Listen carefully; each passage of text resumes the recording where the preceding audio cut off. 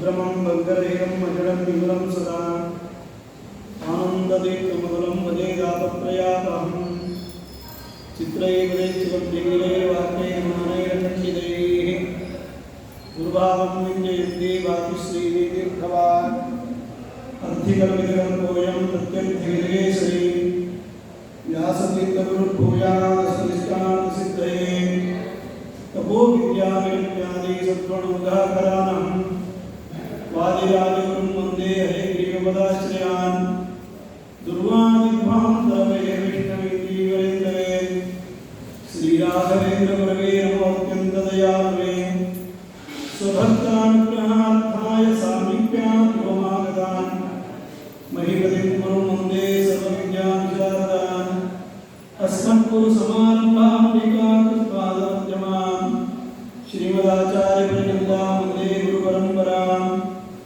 आपादमौलिपर्यन्तं गुरूणामाकृतिं स्मरेत् येन विघ्नाः प्रणश्यन्ति सिद्ध्यन्ति च मनोरथाः कडुकरुणिनियन्दरे हेरुडरमिसो निन्नडगट्टिडದೆ ಪಾಲಿಸು ಪರಮಕರುಣಾ ಸಿಂಧು ಎಂದೆಂದು ನಡು ನಡುವೆ ಬರದಿಪ್ಪ ವಿಘ್ನವ ತಡೆದು ಭಗವನ್ನಾಮ ಕೀರ್ತನೆ ನುಡಿದು ನುಡಿಸನ್ನಿಂದ ಪ್ರತಿ ದಿವಸದಲ್ಲಿ ಬರೆಯದರೆ ಸ್ವಸ್ತಿಸ್ತದ ಮಗನ ಸನ್ಮಂಗಲಾನಿ ಭವಂತು ಶ್ಲೋಕೈಕ ಸರ್ವಣಪಠನ ಮಾತ್ರೇಣ ವಕ್ತಸ್ಥ ಸೋತೃಣಾಂ ನಿಖಿಲ ಕಲಿಕಲ್ಮಷಾಪನೋದರ ಧರ್ಮಾಧಿಕಿಲ ಪುರುಷಾರ್ಥ ಸಾಧನೀಭೂತೆ ಶ್ರೀ लक्ष्मीनारसिंहक्षेत्रे वैदार्यक्षेत्रे लक्ष्मीनारसिंहोत्सवे अद्य एकादश्यां तिथौ जागरणोत्सवाख्यक्रमाङ्कया आदौ श्री अद्य कदा हरिकथा किञ्चित् प्रसक्तिप्रारम्भः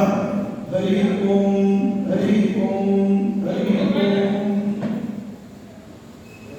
ಪ್ರಪಂಚದಲ್ಲಿ ನಾವೇನಾದರೂ ಒಂದು ಸಿದ್ಧಿಯನ್ನು ಪಡೆಯಬೇಕು ಅಂತಾದರೆ ಅದಕ್ಕೆ ಗುರುಗಳ ಕರುಣೆ ಬೇಕಾಗ್ತದೆ, ಹಿರಿಯರ ಆಶೀರ್ವಾದ ಇರಬೇಕಾಗ್ತದೆ. ಇದೆಲ್ಲವನ್ನು ಮೀರಿ ಪರಮಾತ್ಮನ ಕರುಣೆ ನಮಗೆ ಬೇಕಾಗ್ತದೆ. ಪರಮಾತ್ಮನ ಕರುಣೆಯನ್ನು ಸಂಪಾದನೆ ಮಾಡಲಿಕ್ಕೆ ಇರುವ ದಾರಿಗಳಲ್ಲಿ ಒಂದು ಸಜ್ಜನರ ಸಹವಾಸವು ಕೂಡ ಬಹಳ ಮುಖ್ಯವಾಗ್ತದೆ. ಪರಮಾತ್ಮನ ಪ್ರೀತಿಗೆ ಕಾರಣವಾದ ಅನೇಕ ಅಂಗಗಳಲ್ಲಿ ವ್ರತ, ನಿಯಮ, ಉಪವಾಸ, ಅನುಷ್ಠಾನ, ಜಪ, ತಪ ಇವುಗಳೊಟ್ಟಿಗೆ ಇರತಕ್ಕಂಥ ಒಂದು ಸಂಗತಿ ಅದು ಸಜ್ಜನರ ಸಹವಾಸ. ಹಾಗಾಗಿ ಸಜ್ಜನರ ಸಹವಾಸದ ಬಗ್ಗೆ ಇವತ್ತು ಸ್ವಲ್ಪ ವಿಚಾರವನ್ನು ಮಾಡಬೇಕು ಅಂತ ಹೇಳಿ ಇವತ್ತಿನ ದಿನ ಮೋಹಿನಿ ಏಕಾದಶಿಯಲ್ಲಿ ನಾವಿದ್ದೇವೆ. ಮೋಹಿನಿ ಇದು ಭಗವಂತನ ರೂಪಗಳಲ್ಲಿ ಒಂದಾಗಿರತಕ್ಕಂಥ ರೂಪ, ಮೋಹಿನಿ ರೂಪ. ಎಲ್ಲರನ್ನೂ ಮೋಹಗೊಳಿಸುವಂತಹ ರೂಪ, ಮೋಹಿನಿ ರೂಪ. ಕಾಮವನ್ನ ಸೋಲಿಸಿದ, ಕಾಮನನ್ನೇ ಸುಟ್ಟ, ರುದ್ರನನ್ನೇ ಮೋಹಗೊಳಿಸಿದ ರೂಪ ಮೋಹಿನಿ ರೂಪ. ಹಾಗಾಗಿ ಪರಮಾತ್ಮ ಮೋಹಿನಿ ರೂಪವನ್ನು ಧಾರಣ ಮಾಡಿದ ಇಂದಿನ ದಿನ ಇವತ್ತಿನ ಏಕಾದಶಿಗೆ ಮೋಹಿನಿ ಏಕಾದಶಿ ಎಂಬುದಾಗಿ ಕರೆಯುತ್ತಿದ್ದೇವೆ. ಕುಲಗುರುಗಳಾದ ವಸಿಷ್ಠ ಮಹರ್ಷಿಗಳು ರಾಮಚಂದ್ರ ದೇವರಿಗೆ ಉಪದೇಶ ಕೊಟ್ಟಂತಹ ವ್ರತ ಮೋಹಿನಿ ಏಕಾದಶಿ. ಸಾಕ್ಷಾತ್ ಕೃಷ್ಣ ಪರಮಾತ್ಮ ವನವಾಸದಲ್ಲಿರುವ ಪಾಂಡವರಿಗೆ ಹೋಗಿ ಧರ್ಮರಾಜನಿಗೆ ಮಾಡಲಿಕ್ಕೆ ಹೇಳಿದ ವ್ರತ ಈ ಯಾವ ಮೋಹಿನಿ ಏಕಾದಶಿ ವ್ರತ. ಹಾಗಾಗಿ ತ್ರೇತಾಯುಗಕ್ಕೂ ದ್ವಾಪರ ಯುಗಕ್ಕೂ ಕಲಿಯುಗಕ್ಕೂ ಸಂಬಂಧಪಟ್ಟ ಈ ಮೋಹಿನಿ ಏಕಾದಶಿಯ ಸಮಯದಲ್ಲಿ ಈ ನರಸಿಂಹದೇವರ ಸನ್ನಿಧಾನದಲ್ಲಿ ಒಂದಿಷ್ಟು ವಿಚಾರಗಳನ್ನು ನಾವು ಮನಸ್ಸನ್ನ ಮಾಡಿದ್ದೇ ಆದರೆ ಅದು ಪರಮಾತ್ಮನ ಕೃಪೆಗೆ ಪಾತ್ರವಾಗುತ್ತದೆ ಎಂಬುದಾಗಿ ತಿಳಿದುಕೊಂಡು ಮುಂದಕ್ಕೆ ಸಾಗುತ್ತಲಿದ್ದೇವೆ. ಶಾಸ್ತ್ರ ಹೇಳುತ್ತದೆ ಒಂದು ಕಡೆಗೆ ಅದುಃಖಮಿದರ ಸರ್ವಂ ಜೀವಾಯೇವ ದುಃಖಿನಃ ತೇಷಾಂ ದುಃಖ ಪ್ರಹರಣಾಯ ಶ್ರುತಿರೇಷಾಂ ಪ್ರವರ್ತತೆ ಅಂತ. 84 ಲಕ್ಷ ಜೀವರಾಶಿಗಳಿದ್ದಾವೆ. 83,99,990 ಜೀವರಾಶಿಗಳು ಯಾವುದಕ್ಕೂ ಕೂಡ ಈ ಶಾಸ್ತ್ರಗಳ ಉಪದೇಶವಿಲ್ಲವೇ ಇಲ್ಲ. ಏನೆಲ್ಲ ಒಂದು ಉಪದೇಶಗಳು, ಗ್ರಂಥಗಳ ಪಾರಾಯಣ, ಸ್ತುತಿ, ಉಪದೇಶ ಅಂತೇನಾದರೂ ಇದ್ದರೆ ಅದು ಮನುಷ್ಯ ಜೀವಿಗೆ ಮಾತ್ರ. ಕಾರಣ ನೋಡಿ, ಆ ಪ್ರಾಣಿಗಳಲ್ಲಿಯೂ ಕೂಡ ಮನುಷ್ಯನಿಗೆ ಬಹಳಷ್ಟು ಹೇಳಲ್ಪಟ್ಟಿದೆ. ಮನುಷ್ಯನೊಬ್ಬನನ್ನು ಹೊರತುಪಡಿಸಿ ಜೀವರಾಶಿಗಳಲ್ಲಿ ಬೇರಾವ ಪ್ರಾಣಿಯೂ ಕೂಡ ಸಾಯಂಕಾಲಕ್ಕಿರಲಿ, ನಾಳೆಗೆ ಇರಲಿ, ನಾಡದಕ್ಕಿರಲಿ, ಮುಂದಿನ ವರ್ಷಕ್ಕಿರಲಿ, ಮಕ್ಕಳಿಗಿರಲಿ, ಮೊಮ್ಮಕ್ಕಳಿಗಿರಲಿ, ಮರಿಮೊಮ್ಮಕ್ಕಳಿಗಿರಲಿ ಎಂಬ ಆಲೋಚನೆಯೇ ಮಾಡುವುದಿಲ್ಲ, ಕೂಡಿಡುವುದಿಲ್ಲ. ಕೂಡಿಡುವ ವಿಚಾರ, ಆಲೋಚಿಸುವ ವಿಚಾರ ಏನಾದರೂ ಇದ್ದರೆ ಅದು ಮನುಷ್ಯ ಜೀವಿಗೆ ಮಾತ್ರ. ಹಣದ ವಿಚಾರ ಬಂದಾಗ, ಆಸ್ತಿ ವಿಚಾರ ಬಂದಾಗ ನಾನೊಬ್ಬ ಚಿರಂಜೀವಿ ಶಾಶ್ವತವಾಗಿರ್ತೇನೆ ಎಂಬ ಭ್ರಮೆಯನ್ನೇ ಮಾಡ್ತಾನೆ. ಆದರೆ ಅವನ ಮುಂದೆಯೇ ಕಠೋಪನಿಷತ್ತು ಹೇಳುವ ರೀತಿಯಲ್ಲಿ ಬಹುನಾಮೇಮಿ ಪ್ರಥಮ, ಬಹುನಾಮೇಮಿ ಮಧ್ಯಮ, ನಮ್ಮ ಮುಂದೆ ಅತಿರಥ ಮಹಾರಾಜಗಳು, ಚಕ್ರವರ್ತಿಗಳು ಮರಣಿಸಿ ಏನೂ ಒಯ್ಯದೇ ಇರುವುದನ್ನು ನೋಡಿಯೂ ಇದ್ದೇವೆ. ಪಂಡಿತ ಪಾಮರ ಮುಂತಾದವರು ಕೂಡ ಮರಣಿಸುವಾಗ ಏನೂ ಒಯ್ಯದೇ ಇರುವುದನ್ನು ನೋಡಿಯೂ ಕೂಡ ನಾವು ಸಂಪಾದನೆ ಮಾಡಬೇಕಾದರೆ ಮಾತ್ರ ಶಾಶ್ವತವಾಗಿದ್ದೇವೆ, ಸದಾ ಮಟ್ಟಿಗೆ ಇರ್ತದೆ ಎಂಬುದಾಗಿ ಚಿಂತನೆಯಲ್ಲಿರ್ತೇವೆ. ಈ ಆಲೋಚನೆ ಇರುವುದು ಯಾರಿಗೆ ಅಂದರೆ ಮನುಷ್ಯನೊಬ್ಬನಿಗೆ. ಉಳಿದ್ಯಾವ ಪಶು ಪಕ್ಷಿ ಪ್ರಾಣಿಗಳು ಕೂಡ ನಾಳೆಗಾಗಿ, ಮಕ್ಕಳಿಗಾಗಿ ಕೂಡಿಡುವ ಪದ್ಧತಿಯೇ ಇದೆ. ಹಾಗಾಗಿ ಅದುಃಖಮಿತರ ಸರ್ವಂ ಜೀವ ಏವ ದುಃಖಿನ. ಹಾಗಾಗಿ ಎಲ್ಲ ಪ್ರಾಣಿಗಳಲ್ಲಿ ಅತ್ಯಂತ ದುಃಖಿ ಯಾರು ಅಂದರೆ ಮನುಷ್ಯ. ಆ ದುಃಖವನ್ನು ದೂರ ಮಾಡಲಿಕ್ಕಾಗಿಯೇ ಶ್ರುತಿಗಳು, ಪುರಾಣಗಳು, ಇತಿಹಾಸಗಳು, ಸೂತ್ರಗಳು ಇವೆಲ್ಲವುಗಳು ಕೂಡ ಹೊರಟಿದ್ದಾರೆ. ಹಾಗಾಗಿ ಈ ದುಃಖವನ್ನು ಪರಿಹಾರ ಮಾಡಿಕೊಳ್ಳಲಿಕ್ಕೆ, ಮನೋವ್ಯಥೆಯನ್ನು ದೂರ ಮಾಡಿಕೊಳ್ಳಲಿಕ್ಕೆ, ನಿರ್ಲಿಪ್ತವಾದ ಮನಸ್ಸನ್ನು ಮಾಡಿಕೊಳ್ಳಲಿಕ್ಕೆ, ಏಕಾಗ್ರತೆಯನ್ನು ಸಾಧಿಸಲಿಕ್ಕೆ, ಬಿಂಬರೂಪನಾದ ಪರಮಾತ್ಮನನ್ನು ಕಾಣಲಿಕ್ಕೆ, 8 ದಳದ ಕಮಲದ ಮಧ್ಯದಲ್ಲಿರುವಂತಹ ಸ್ವಾಮಿಯನ್ನು ಕಾಣಲಿಕ್ಕೆ ಬೇಕಾದಂತಹ ಒಂದು ಏಕಾಗ್ರತೆಯನ್ನು ಸಿದ್ಧಿಸಿಕೊಡತಕ್ಕಂತಹ ಅನೇಕ ಅವಯವಗಳಲ್ಲಿ ಒಂದು ಸಜ್ಜನರ ಸಹವಾಸ. ಹಾಗಾಗಿಯೇ ಈ ಯಾವ ಸಜ್ಜನರ ಸಹವಾಸದಿಂದ ಯಾರು ಯಾವ ರೀತಿಯಲ್ಲಿ ಸಾಧನೆಯನ್ನು ಮಾಡಿದ್ದಾರೆ ಎಂಬುದರ ಒಂಚೂರು ಅವಲೋಕನವೇ ಇವತ್ತಿನ ಕಥೆಯಲ್ಲಿ, ಇವತ್ತಿನ ಹರಿಕಥಾ ಪ್ರಸಕ್ತಿಯಲ್ಲಿ ನಾವು ಸ್ವೀಕಾರ ಮಾಡಿದ್ದೇವೆ. ಸಂಸ್ಕೃತ ಭಾಷೆಯ ವೈಶಿಷ್ಟ್ಯ, ಸಂಸ್ಕೃತ ಭಾಷೆಯಲ್ಲಿ ಬರತಕ್ಕಂತಹ ಪದಗಳೆಲ್ಲವುಗಳು ಕೂಡ ಧಾತುವಿನಿಂದ ಹುಟ್ಟುತ್ತಲಿದ್ದಾರೆ. ಸುಮ್ಮನೆ ಯಾವುದೋ ಒಂದು ಹುಟ್ಟಿದ ಪದಗಳಿಲ್ಲವೇ ಇಲ್ಲ, ಎಲ್ಲವೂ ಧಾತುಗಳು. ಪ್ರತಿಯೊಂದಕ್ಕೂ ಅರ್ಥಗರ್ಭಿತವಾದ ಪದಗಳಿದ್ದಾವೆ. ಹಾಗಾಗಿ ಯಾವುದೇ ಒಂದು ಪದ ಬರಬೇಕಾದ್ರೂ ಕೂಡ ಧಾತು ಮೂಲದಿಂದ ಬರ್ತವೆ. ಪ್ರತಿಯೊಂದಕ್ಕೂ ತನ್ನದೇ ಆದ ವಿಶಿಷ್ಟವಾದ ಅರ್ಥದಿಂದ ಕೂಡಿಕೊಂಡಿದ್ದಾರೆ. ಹಾಗಾಗಿ ಸಂಸ್ಕೃತ ಭಾಷೆ ಬಹಳ ಅದ್ಭುತವಾದ ಭಾಷೆ. ಅದು ಲೌಕಿಕ ಭಾಷೆ ಬೇರೆ, ಶಾಸ್ತ್ರೀಯ ಭಾಷೆ ಬೇರೆ, ವೈದಿಕ ಭಾಷೆ ಬೇರೆ. ವೈದಿಕ ಭಾಷೆ ಮೂಲ, ನಂತರ ಶಾಸ್ತ್ರೀಯ ಭಾಷೆ, ನಂತರ ಲೌಕಿಕ ಭಾಷೆ. ಈ ಲೌಕಿಕ ಭಾಷೆಯಲ್ಲಿಯೂ ಕೂಡ ಮೇಲೋಟದಲ್ಲಿ ಕಂಡುಬರುವ ಅರ್ಥ ಬೇರೆ, ಒಳಹೊಕ್ಕಿದಾಗ ಕಂಡುಬರುವ ಅರ್ಥವೂ ಬೇರೆ, ಅನುಭವಕ್ಕೆ ಬಂದಾಗ ಅರ್ಥ ಬೇರೆ.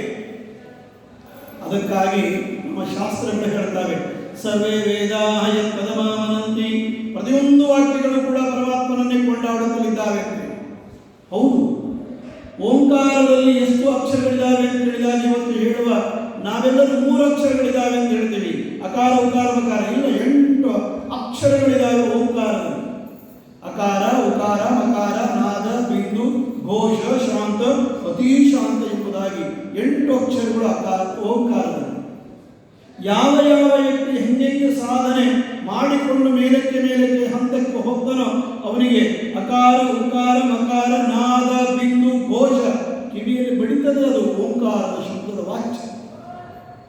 ಅದಕ್ಕೆ ದಾಸ ಸಾಹಿತ್ಯದ ಹಾಡುಗಳಲ್ಲಿ ಘೋಷ ಬಂದಾಗ ಕೂಗೋದು, ಚೀರೋದು ಅಂತ ಅರ್ಥ ಅಲ್ಲ. ಒಳಗಡೆಯ ಸುಪ್ತವಾಗಿರ್ತಕ್ಕಂಥ ಆತ್ಮಕ್ಕೆ ಅದು ಜಾಗ್ರತೆಯನ್ನು ಉಂಟು ಮಾಡಿಕೊಡ್ತದೆ. ಹಾಗಾಗಿ ಇವೆಲ್ಲವುಗಳ ಸಿದ್ಧಿ ಯಾವುದರಿಂದ ಅಂತ ಕೇಳಿದಾಗ ಪರಮಾತ್ಮನ ಕಾರುಣ್ಯದಿಂದ. ಆ ಪರಮಾತ್ಮನ ಕಾರುಣ್ಯ ಸಂಪಾದನೆಗಾಗಿಯೇ ತೀರ್ಥಯಾತ್ರೆ, ಸ್ನಾನ, ಜಪ, ತಪ, ಅನುಷ್ಠಾನ, ಮುದ್ರಧಾರಣ, ಏಕಾದಶಿ ವ್ರತ ಮುಂತಾದವುಗಳೆಲ್ಲವೂ ಕೂಡ ಹೇಳಿಕೊಂಡು ಬಂದಿದ್ದಾರೆ. ಅಂಥವುಗಳಲ್ಲಿ ಒಂದು ಸಜ್ಜನರ ಸಹವಾಸ ಎಂಬುದಾಗಿ ನಾವು ಕಾಣುತ್ತಲಿದ್ದೇವೆ. ಹಾಗಾಗಿ ಸಜ್ಜನ ಎಂಬ ಪದ ಯಾವುದರಿಂದ ಬಂದಿದೆ? ಸತ್ ಜನ. ಕನ್ನಡ ಸತ್ಪದ ಅಲ್ಲ, ಸಂಸ್ಕೃತ ಸತ್ಪದ. ಸದಾನಂದ, ಸತ್ಯಾವ, ಸಂತ, ಈ ರೀತಿ ಬರತಕ್ಕಂಥ ಪದಗಳು. ಅಂದ್ರೆ ಏನು ಅಂತ ಹೇಳಿದಾಗ, ಸಜ್ಜನ ಎಂಬ ಪದ ತೂಪ ರಕ್ಷಣೆ ಎಂಬ ಎರಡು ಅರ್ಥದಲ್ಲಿ ಬರತಕ್ಕಂಥ ಸಜ್ಜನ ಪದವಾಗಿದೆ. ಅಂದ್ರೆ ಏನು? ಉಪರಕ್ಷಣೆ ಮಾಡುವುದು ಒಂದಾದರೆ ಪಹರೆ ನಮ್ಮನ್ನು ಎಚ್ಚರಿಕೆಯಿಂದ ಕಾಯತಕ್ಕಂಥದ್ದು ಎಂಬುದಾಗಿ ಅರ್ಥವನ್ನು ಕೊಡತಕ್ಕಂಥದ್ದಾಗುತ್ತಲಿದೆ. ಹಾಗಾಗಿ ಇನ್ನೂ ಒಂದು ಅರ್ಥ ಇದೆ. ಸಜ್ಜನ ಅಂತಂದ್ರೆ ಒಂದು ದೊಡ್ಡ ಶಿಬಿರ ನಡೆದಾಗ ಮಧ್ಯದಲ್ಲಿ ಒಂದು ಪಂಚಿನ ಉರಿಯನ್ನು ಹಾಕಿದಾಗ ಅದರ ಬೆಳಕು ಎಲ್ಲ ಕಡೆಗೆ ವ್ಯಾಪಿಸುವ ರೀತಿಯಲ್ಲಿ ಶಿಬಿರದ ಮಧ್ಯದಲ್ಲಿಟ್ಟ ದೀಪದಂತೆ ಎಲ್ಲ ಕಡೆಗೆ ದೀಪವನ್ನು ಬೆಳಗಿಸತಕ್ಕಂಥದ್ದು. ಆ ಪಂಚಿನ ಪ್ರತಿರೂಪವನ್ನೇ ಇವತ್ತು ನಾವು ಹೈ ಮಾಸ್ಕ್ ಬೆಳಕಿಗಳಲ್ಲಿ ಕಾಣ್ತೇವೆ. ಲೈಟ್ಗಳಲ್ಲಿ ಒಂದು ದೊಡ್ಡ ಎತ್ತರವಾಗಿ 5 ಮೆರ್ಕುರಿ ಹಾಕಿದ್ರೆ ಎಷ್ಟೋ ದೂರ ಬೆಳಕು ಬಿಡುತ್ತದಲ್ಲ, ಆ ರೀತಿಯಲ್ಲಿ ಸಜ್ಜನರ ಸಹವಾಸ ನಮ್ಮನ್ನು ಆ ಬೆಳಕಿನಂತೆ ರಕ್ಷಣೆ ಮಾಡತಕ್ಕಂಥದ್ದಾಗುತ್ತದೆ. ಅದಕ್ಕಾಗಿ ಆ ಪದದ ವ್ಯುತ್ಪತ್ತಿ, ಅದರ ವಿವರಣೆ ಹೀಗೆ ಬರ್ತದೆ: ಸ್ವಾಸ್ಥ್ಯಂ ಜನ್ಯತೆ ಅನೇನ ಇತಿ ಸಜ್ಜನಂ ಅಂತ ಹೇಳಿ. ಸಜ್ಜನ ಅಂದರೆ ಏನು? ಚಂದ ಮಾತನಾಡುವವನ, ಮೆತ್ತಗೆ ಮಾತನಾಡುವವನ, ಒಳ್ಳೆಯದನ್ನು ಮಾತನಾಡುವವನಲ್ಲ. ಸ್ವಾಸ್ಥ್ಯಂ ಜನ್ಯತೆ ಅನೇನ. ಇವನ ಜೊತೆಗಿದ್ದರೆ ಅಭಯವಿದೆ, ಇವನ ಜೊತೆಗಿದ್ದರೆ ಸರಿಯಾದ ದಾರಿ ಇದೆ, ಇವನ ಜೊತೆಗಿದ್ದರೆ ತಾಯಿಯ ಆರೈಕೆ ಇದೆ, ಇವನ ಜೊತೆಗಿದ್ದರೆ ಕಾಂತೆಯ ಉಪದೇಶವಿದೆ, ಇವನ ಜೊತೆಗಿದ್ದರೆ ಮಕ್ಕಳಂತೆ ಲಾಲಿಸ್ತಾನೆ, ಪಾಲಿಸ್ತಾನೆ, ನನ್ನನ್ನು ನೋಡಿಕೊಳ್ತಾನೆ ಎಂಬುದಕ್ಕಂತಹ ಎಲ್ಲಿ ಒಂದು ಗಟ್ಟಿಮುಟ್ಟಾದ ವಿಶ್ವಾಸ ಬರುತ್ತದೋ ಅದಕ್ಕೆ ಸ್ವಾಸ್ಥ್ಯಂ ಜನ್ಯತೆ ಅನೇನ ಇತಿ ಸಜ್ಜನ ಎಂಬುದಾಗಿ ಹೇಳತಕ್ಕಂಥವರಾಗುತ್ತಲಿದೆ. ಅದಕ್ಕೆ ವಿಷ್ಣು ತೀರ್ಥರು, ಯಾವ ಪರಮ ಭಾಗವತ ಶಿಖಾಮಣಿಗಳು, ಸಾರೋದ್ಧಾರವನ್ನು ಬರೆದಿರ್ತಕ್ಕಂಥ ಮಹಾನುಭಾವರು, ಪುರಂದರದಾಸರ ಒಂದು ಸಣ್ಣದಾದ ಹಾಡಿನ ಕೀರ್ತನೆಯನ್ನು ಕೇಳಿ ಮಂಚಬಾರದು ಮಡದಿಬಾರದು ಕಂಚು ಕನ್ನಡಿಬಾರದು ಎಂಬುದಕ್ಕಂಥ ಪದ್ಯವನ್ನು ಕೇಳಿ ತಕ್ಷಣವೇ ಎದ್ದು ವೈರಾಗ್ಯ ಶಿಖಾಮಣಿಗಳಾಗಿ ನಿಂತುಕೊಂಡಂಥ ಮಹಾನುಭಾವರು ಹೇಳ್ತಾರೆ, ಎಲ್ಲಿವರೆಗೆ ನಮಗೆ ಬಿಡುಗಡೆ ಇಲ್ಲ ಅಂತ ಕೇಳಿದಾಗ ಮನಸ್ಸು ಭಗವಂತನಲ್ಲಿ ನಿಲ್ಲುವವರೆಗೂ ಕೂಡ ನಮಗೆ ಬಿಡುಗಡೆ ಇಲ್ಲವೇ ಇಲ್ಲ. ಎಲ್ಲಿವರೆಗೂ ಬಿಡುಗಡೆ ಇಲ್ಲ? ಮನಸ್ಸು ಭಗವಂತನಲ್ಲಿ ನಿಲ್ಲುವವರೆಗೂ. ಹಾಗಾದರೆ ಮನಸ್ಸು ಭಗವಂತನಲ್ಲಿ ನಿಲ್ಲುವುದಾದರೆ ಹೇಗೆ? ಅದನ್ನು ನಾವು ಪ್ರಶ್ನೆ ಮಾಡಿಕೊಳ್ಳುತ್ತಿದ್ದೇವೆ. ಅದಕ್ಕೆ ಒಂದು ಕಾರಣ, ಸಜ್ಜನರ ಸಹವಾಸದಿಂದ ಮನಸ್ಸಿನ ನಿಯಂತ್ರಣವಾಗ್ತದೆ. ಹಾಗಾಗಿ ಸಜ್ಜನರ ಸಹವಾಸ, ಉತ್ತಮರ ವಾಕ್ಯಗಳು, ಜ್ಞಾನಿಗಳ ಮಾತುಗಳು, ಗುರುಗಳ ಉಪದೇಶ, ಅವರ ಯಾವ ಸಮಾಧಾನದಿಂದ ಕೂಡಿದ, ಸಂಯಮದಿಂದ ಕೂಡಿದ ಮಾತುಗಳು, ಇವುಗಳು ನಮ್ಮನ್ನು ಗಟ್ಟಿಮುಟ್ಟಾಗಿ ನಿಲ್ಲುವಂತೆ ಮಾಡುತ್ತಲಿದ್ದಾರೆ. ಪ್ರಶ್ನೆ ಬರ್ತದೆ, ಹಾಗಾದರೆ ಸಜ್ಜನರಂದ್ರೆ ಯಾರು? ಕೊಡ್ತದೆ ನಮಗೆ ಉಪದೇಶ. ತಿತಿಕ್ಷವ ಕಾರುಣಿಕಾ ಸುಹೃದ ಸರ್ವದೇಹಿನ ಅಜಾತಶತ್ರವ ಶಾಂತ ಸಾಧವ ಸಾಧುಭೂಷಣ ಕೊಡ್ತದೆ ನಮಗೆ ಶಾಸ್ತ್ರಗಳು. ಡೆಫಿನೇಷನ್ ಅನ್ನು ಕೊಡ್ತದೆ, ವ್ಯಾಖ್ಯಾನವನ್ನು. ಯಾರು? ತಿತಿಕ್ಷವ ಮೊದಲನೇ ಗುಣ, ಎರಡನೇದು ಕಾರುಣಿಕ, ಮೂರನೇದು ಸುಹೃದ ಸರ್ವದೇಹಿನ ಅಜಾತ ಶತ್ರವ ಶಾಂತ ಸಾಧವ ಸಾಧುಭೂಷಣ. ಸಜ್ಜನ ಲಕ್ಷಣವನ್ನು ಹೇಳುತ್ತಿದ್ದಾರೆ. ಮೊದಲನೆಯದು ತಿತಿಕ್ಷವ, ಸಹನೆಯಿಂದ ಇರತಕ್ಕಂಥವರು. ಕಾರುಣಿಕ, ದಯೆಯಿಂದ ಕೂಡಿದವರು. ಸುಹೃದ, ಯಾವತ್ತೂ ಕೂಡ ಮತ್ತೊಬ್ಬರ ಸಣ್ಣದಾದ ಗುಣಗಳನ್ನು ದೊಡ್ಡದಾಗಿ ತಮ್ಮ ಹೃದಯದಲ್ಲಿ ತುಂಬಿಕೊಂಡು ಅಭಿಮಾನ ಪಡೆತಕ್ಕಂಥವರು. ಸರ್ವದೇಹಿನ, ಪ್ರತಿಯೊಂದು ಪ್ರಾಣಿಯನ್ನು ಪ್ರೀತಿಸುವಂಥವರು. ಅಜಾತ ಶತ್ರವ, ಸುಮ್ಮನೆ ಮತ್ತೊಬ್ಬರ ಮೇಲೆ ಹಗೆತನವನ್ನು, ಶತ್ರುತ್ವವನ್ನು ಸಾಧಿಸದೇ ಇರತಕ್ಕಂಥವರು. ಶಾಂತ, ಶಾಂತ ಅಂದರೆ ಸುಮ್ಮನೆ ಇರೋದಲ್ಲ. ಶಾಂತ ಅಂದರೆ ತುಲ್ಯದಿಂದ ಸ್ತುತಿ ಮೌನಿ.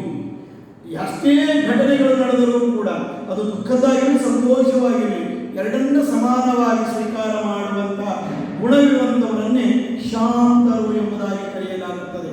ಹಾಗಾಗಿ ತುಲ್ಯನಿಂದ ಸ್ತುತಿ ಮೌನಿ, ಹೊಗಳಿದಾಗಲೂ ತೆಗಳಿದಾಗಲೂ ಒಂದೇ ರೀತಿಯಾಗಿರ್ತಕ್ಕಂಥವರೇ ಸಜ್ಜನರು ಎಂಬುದಾಗಿ ಶಾಸ್ತ್ರ ಹೇಳಿದರೆ ದಾಸ ಸಾಹಿತ್ಯ ಹೇಳುತ್ತದೆ ಚಂದವಾದ ವಿವರಣೆಯಲ್ಲಿ.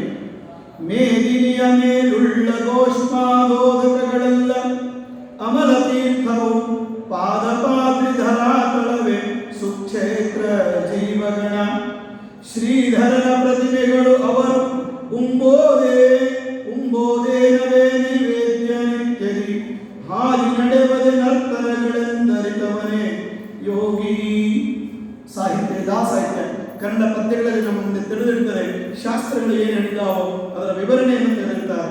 ಮೇದಿನಿಯ ಮೇಲುಳ್ಳ ಗೋಷ್ಪಾದೋದಕಗಳೆಲ್ಲ ಅಮರ ತೀರ್ಥವು, ಆಕಳ ಪಾದ ಮುಳುಗುವಂತಹ ನೀರು ನಿಂತಿದೆಯಲ್ಲ ಎಲ್ಲವುಗಳು ಕೂಡ ತೀರ್ಥಕ್ಷೇತ್ರ.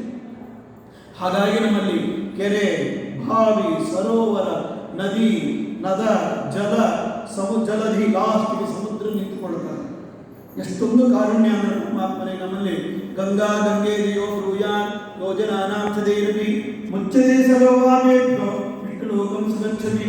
ನಮ್ಮ ಮನೆಯಲ್ಲಿ ಬಕೆಟ್ನಲ್ಲಿ ಹಾಕೊಂಡ ನೀರನ್ನು ಮೈ ಮೇಲೆ ಹಾಕೊಳ್ಳುವಾಗ ಗಂಗಾ ಗಂಗಾ ಗಂಗಾ ಅಂತ 3 ಬಾರಿ ಅಂದರೆ ಗಂಗಾ ಸ್ನಾನದ ಪುಣ್ಯ ಹೊರವನ್ನು ಕೊಡತಕ್ಕಂಥ ಅನುಸಂಧಾನ ಒಂದು ಸಿದ್ಧಾಂತ ನಮ್ಮ ಶಾಸ್ತ್ರಗಳಲ್ಲಿ ಕಾಣುತ್ತಲಿದ್ದೇವೆ.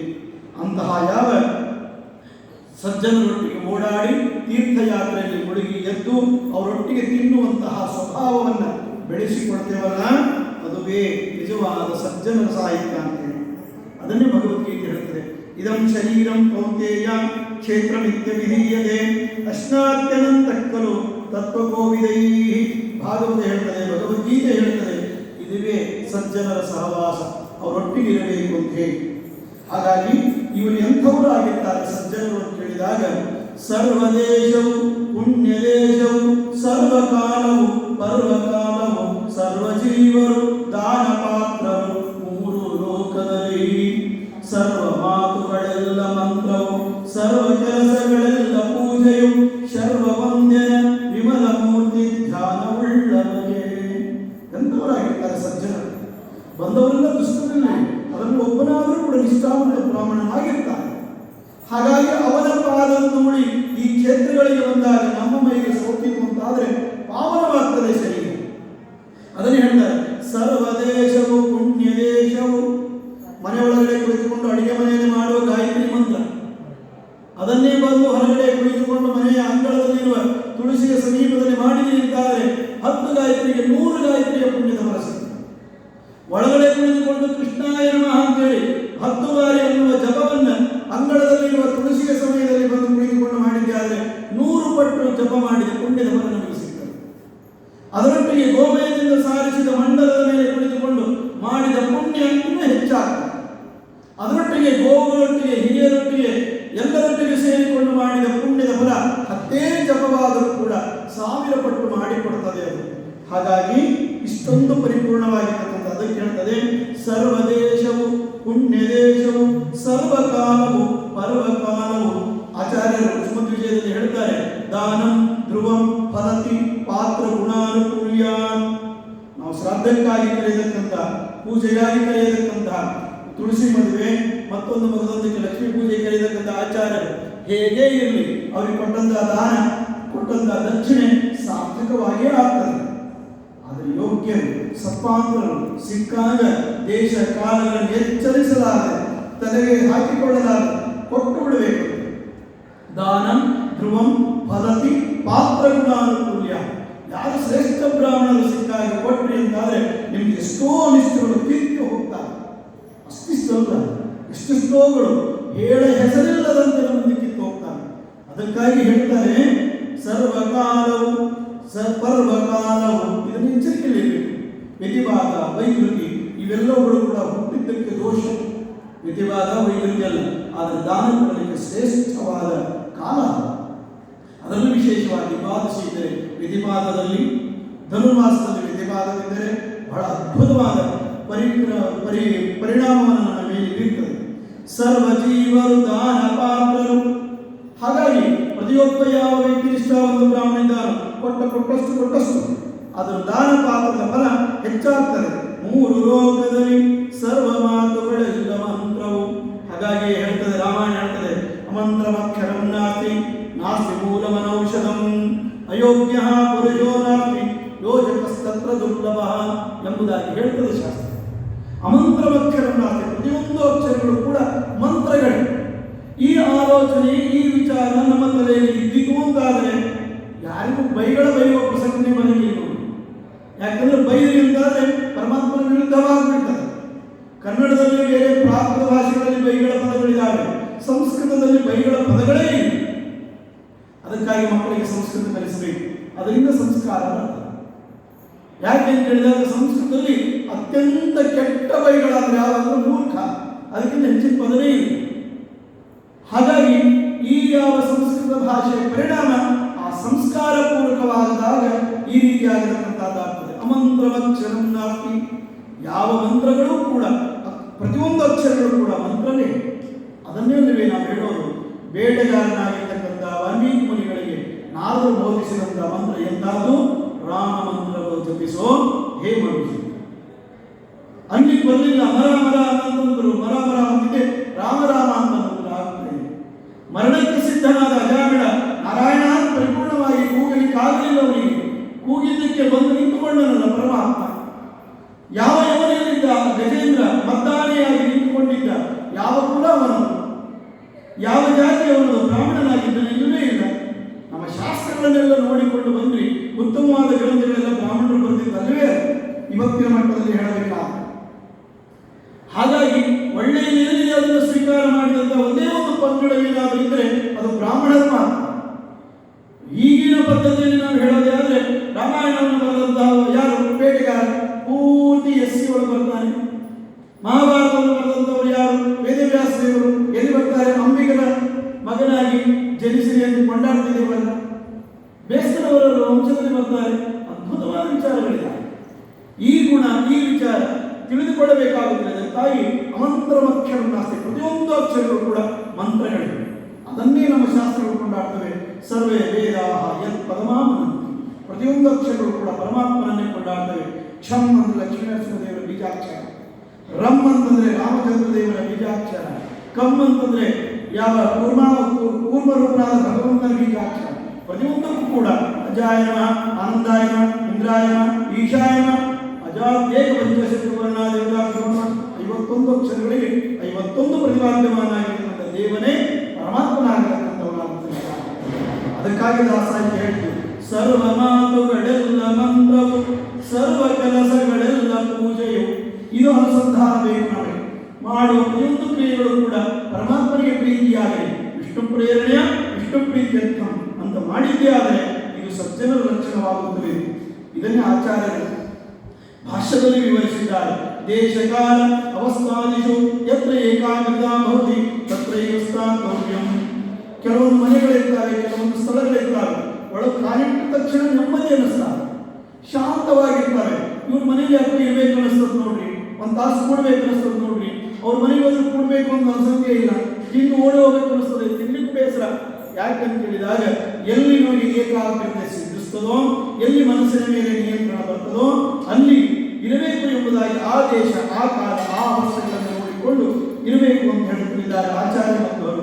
ತಮೇವ ದೇಶಂ ಸೇವೇತ ತಂ ಕಾಲಂ ತಾಂ ಅವಸ್ಥಿತಿ ತಾನೇವ ಭೋಗಾನ್ ಸೇವೇತ ಮನೋ ಯತ್ರ ಪ್ರಸೀದತಿ. ಭಗವಂತನಿಗೆ ಎಲ್ಲಿ ಮನಸ್ಸು ವಾಲ್ತದೋ ಅಂತಹ ಸ್ಥಳಗಳನ್ನು ಹುಡುಕಿಕೊಳ್ಳಬೇಕು. ಅದಕ್ಕಾಗಿ ಯಾರ ಮನೆಯಲ್ಲೂ ಪ್ರಸಾದ ಇಲ್ಲ ಅಂತಲ್ಲ, ಅನ್ನ ಇಲ್ಲ ಅಂತಲ್ಲ. ಈ ಕ್ಷೇತ್ರಕ್ಕೆ ಬಂದಾಗ, ಇಂತಹ ಕ್ಷೇತ್ರಗಳಲ್ಲಿ ವಾಸ ಮಾಡಿದಾಗ ಆ ಸ್ವಾಮಿಯ ದರ್ಶನ, ಅದನ್ನು ನೋಡಲಿಕ್ಕೆ ಬಂದ ಎಷ್ಟೋ ಸಾಧಕರು ಜ್ಞಾನಿಗಳ ಒಂದು ಸಂಪರ್ಕವಾದಾಗ ಈ ಬೂದಿ ಮುಚ್ಚಿದ ಕೆಂಡದಲ್ಲಿರತಕ್ಕಂಥ ಶರೀರದಲ್ಲಿ ಜಾಗೃತಿಯಾಗತಕ್ಕಂಥದ್ದಾಗುತ್ತಲೇ. ಇದನ್ನೇ ಬ್ರಹ್ಮಸೂತ್ರ ಹೀಗೆ ಹೇಳುತ್ತದೆ. ಓಂ ಯತ್ರ ಏಕಾಗ್ರತ ತತ್ರ ಅಭಿಷೇಕ ಓಂ ಎಂಬುದಾಗಿ ಇಷ್ಟೆಲ್ಲ ಸಂವಾದಕ್ಕಾಗಿ ಬ್ರಹ್ಮಸೂತ್ರ ಹೇಳ್ತಕ್ಕಂತಹದ್ದು. ಅಷ್ಟೇ ಅಲ್ಲ, ಓಂ ಅತಶ್ಚಾಯನೇ ದಕ್ಷಿಣೆ ಓಂ, ಅದನ್ನೇ ನಾವು ಹೇಳ್ತಿದ್ದೇವೆ. ಹಾಗಾಗಿ ಇಷ್ಟೆಲ್ಲ ಸಾಧನೆಗೆ ಮುಖ್ಯವಾಗಿರ್ತಕ್ಕಂಥದ್ದು ಏಕಾಗ್ರತೆ. ಆ ಯಾವ ದೇಶದಲ್ಲಿ ನಮ್ಮ ಮನಸ್ಸಿನ ಏಕಾಗ್ರತೆ ಸಿದ್ಧಿಸ್ತದೋ ಅದೇ ದೇಶ ಯೋಗ್ಯವಾಗಿರ್ತಕ್ಕಂಥದ್ದಾಗುತ್ತಲಿದೆ. ಅದಕ್ಕಾಗಿ ಹೇಳ್ತಾರೆ ದಾಸಾಹಿತ್ಯ ಮೇಲಿನ ಆಚಾರ್ಯರ ಭಾಷ್ಯ ಬ್ರಹ್ಮಸೂತ್ರಗಳ ವಿವರಣೆಯ ಸಾರವನ್ನೇ ದಾಸಾಹಿತ್ಯ ಕೊಡ್ತದೆ. ಈ ನಿಮಿತ್ತ ಪುನಃ ಪುನಃ ಸುಜ್ಞಾನಿಗಳ ಸಹವಾಸ ಮಾಡು, ಕುಮಾರವರ ಕೂಡಾಡದಿರು ಲೌಕಿಕತೆ ಮರುಳಾಗಿ. ವೈನತೇಯ ಹಂಸಗನ ಸರ್ವಸ್ಥಾನದಲ್ಲಿ ತನ್ನಾಮ ರೂಪವ ಧ್ಯಾನಿಸುವ ಸಂಚರಿಸು ಇತರ ಆಲೋಚನೆಯ ಬಿಟ್ಟು. ಅದನ್ನು ಹೇಳ್ತದೆ ದಾಸಾಹಿತ್ಯ ಸರಳವಾಗಿ. ಈ ನಿಮಿತ್ತ ಅಂದರೆ ಕಾರಣ. ಇದನ್ನ ಕನ್ನಡ PhD ಮಾಡಿದವರು, ಕನ್ನಡ ಜ್ಞಾನಿಗಳು, ಕನ್ನಡ ಪಂಡಿತರಿದ್ದಾರೆ. ಈ ಪದ ಏನು ಬಳಸ್ತಾರೆ ಗೊತ್ತೋ? ನಿಮಿತ್ಯ ಅಂತ ಬಳಸ್ತಾರೆ. ಎಲ್ಲ ಇನ್ವಿಟೇಷನ್ ತೆಗೆದು ನೋಡಿ ಕನ್ನಡದಲ್ಲಿ ಈ ನಿಮಿತ್ಯ. ಗಜಾನನೋತ್ಸವ ನಿಮಿತ್ಯ. ನಿಮಿತ್ಯ ಅಂದ್ರೆ ಅಪವಾದ, ನಿಮಿತ್ತ ಅಂದ್ರೆ ಕಾರಣ. ಬಹಳ ವಿಚಾರ ಮಾಡಬೇಕು ಇವೆಲ್ಲ ಪದಗಳನ್ನು ಕೂಡ.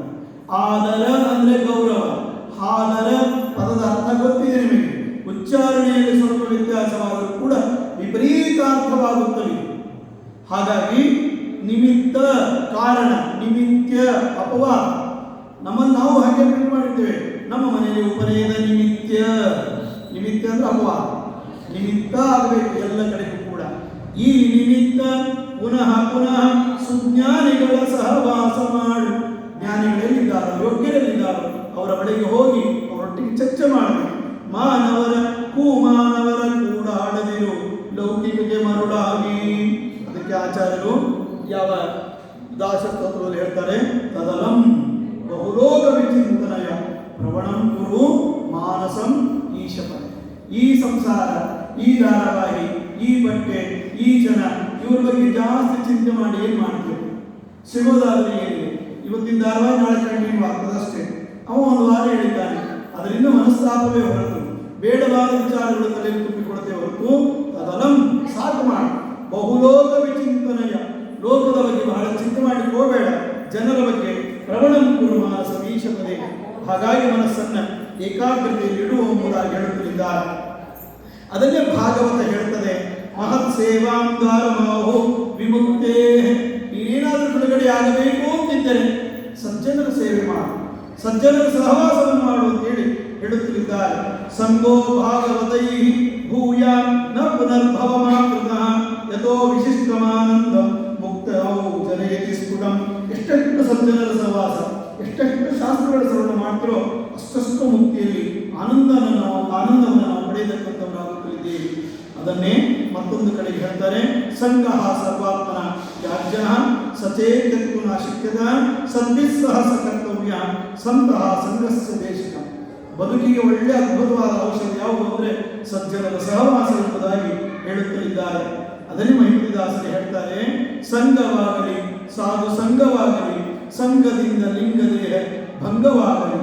ಅಚ್ಯುತಾಂಗಲಿ ನಿಷ್ಠರ ಯದೃಚ್ಛಾಲಾಭ ದುಷ್ಟರ ನಿಶ್ಚಯಾತ್ಮ ಜ್ಞಾನವುಳ್ಳ ಅಚ್ಚ ಭಾಗವತರ ಸಂಘವಾಗಲಿ ಸಾಧು ಸಂಘವಾಗಲಿ. ತಂತ್ರಸ ಅಷ್ಟಮಹಾಮಂತ್ರ ಪರಿಪೂರ್ಣ ಸ್ನೇಹ ಯಂತ್ರದಿಂದ ಬಿಗಿದು ಸ್ವತಂತ್ರ ಮೂರ್ತಿ ತಿಳಿದವರ ಪಂಚಭೇದ ಸಂಸ್ಕಾರ ಪಂಚಭೂತಾತ್ಮವಾದ ಪಂಚಭೇದ ಕೃಷ್ಣರಾಯನ ಪಂಚಮೂರ್ತಿ ತಿಳಿದವರ ಸಂಘವಾಗಲಿ ಸಾಧು ಸಂಘವಾಗಲಿ ಎಂಬುದಾಗಿ ಯಾರ ಜೊತೆಗೆ ಸಹವಾಸ ಮಾಡಬೇಕು ಎಂಬುದನ್ನು ಮಹಿಮತಿದಾಸರ ಮಕ್ಕಳಾದ ಗುರು ಮಹಿಮತಿ ಪ್ರಿಯ ಮಹಿಮತಿ ಎಂಬುದಾಗಿ ಅಂಕಿತವನ್ನಿಟ್ಟುಕೊಂಡ ಕೃಷ್ಣದಾಸರು ಹೇಳ್ತಾರೆ. ಇಲ್ಲಿ ಬಂದಂಥ ಒಂದು ವಿಚಾರ, ಯದೃಚ್ಛಾ ಲಾಭ ದುಷ್ಟ. ಸಿಕ್ಕಿದ್ರಲ್ಲಿ ತೃಪ್ತಿಯನ್ನು ಹೊಂದತಕ್ಕಂಥವರು. ಈ ಪದ ಎಲ್ಲಿ ಬರ್ತದೆ? ಯಾವ ಈಶಾವಾಸ್ಯೋಪನಿಷತ್ತಿನಲ್ಲಿ ಬರ್ತದೆ. ತೇನ ತತ್ತೇನ ಭುಂಜಿತ ಮಾ ಕೃತಕಸ್ಯ ಚಿಂತನಂ. ನಿನಗೆ ಸಿಕ್ಕಿದ್ರಲ್ಲಿ ತೃಪ್ತಿಯನ್ನು ಹೊಂದು ಸುಖಿಯಾಗಿರ್ತಿ ಎಂಬುದಾಗಿ ತಿಳಿಯಪಡಿಸುತ್ತಿದ್ದಾರೆ. ಇದನ್ನೇ ದಾಸ ಸಾಹಿತ್ಯ ಮತ್ತೊಂದು ಕಡೆಗೆ ಈ ರೀತಿ ಹೇಳುತ್ತದೆ. ಇರಬೇಕು ಹರಿದಾಸರ ಸಂಘ, ಪರಮಜ್ಞಾನಿಗಳ ಸಂಪಾದಿಸಬೇಕು, ಷಟ್ಕರ್ಮ ಮಾಡಬೇಕು, ವೈಷ್ಣವನೆನಿಸಬೇಕು, ವಿಷ್ಣುದಾಸನ ದಾಸನಾಗಬೇಕು, ಉತ್ಕೃಷ್ಟ ವೈರಾಗ್ಯ ಬೇಕು, ದುಷ್ಟ ಸಂಘ ಬಿಡಬೇಕು, ಎಷ್ಟು ಕಷ್ಟ ಬಂದರೂ ವಿಷ್ಣು ಭಜಿಪರ ಸಂಘ ಇರಬೇಕು ಹರಿದಾಸನ ಸಂಘ ಎಂಬುದಾಗಿ ಪುರಂದರದಾಸರು ಹೇಳುತ್ತಿದ್ದಾರೆ. ಷಟ್ಕರ್ಮ ಮಾಡಬೇಕು. ಷಟ್ಕರ್ಮ ಅಂದ್ರೇನು? ಅಧ್ಯಯನ, ಅಧ್ಯಾಪನ, ಯಜನ, ಯಾಜನ, ದಕ್ಷಿಣ, ಪ್ರತಿಗ್ರಹ. ಇವಿಷ್ಟಗಳನ್ನು ಮಾಡುವವನೇ ನಿಜವಾದ ಬ್ರಾಹ್ಮಣ ಎನಿಸಿಕೊಳ್ಳುತ್ತಲಿದ್ದಾನೆ. ಇದನ್ನೇ ಭಾಗವತ ಈ ರೀತಿಯಾಗಿ ಮೊದಲೇ ವಿವರಿಸಿದೆ. ಶುಶ್ರೂಷೋಹಂ ಶ್ರದ್ಧದಾನಸ್ಯ ವಾಸುದೇವ ಕದಾರತಿ ಸ್ಯಾನ್ಮಹತ್ ಸೇವಯಾಮಿ ಪುಣ್ಯತೀರ್ಥನಿಷೇವಣ. ಇದೇ ವಿಚಾರವನ್ನೇ, ಭಾಗವತದ ವಿಚಾರವನ್ನೇ ಹೇಳುತ್ತಾ ಕಪಿಲನಾಮಕನಾದ ಪರಮಾತ್ಮ ದೇವಹೂತಿಗೆ ಹೀಗೆ ಹೇಳುತ್ತಿದ್ದಾನೆ.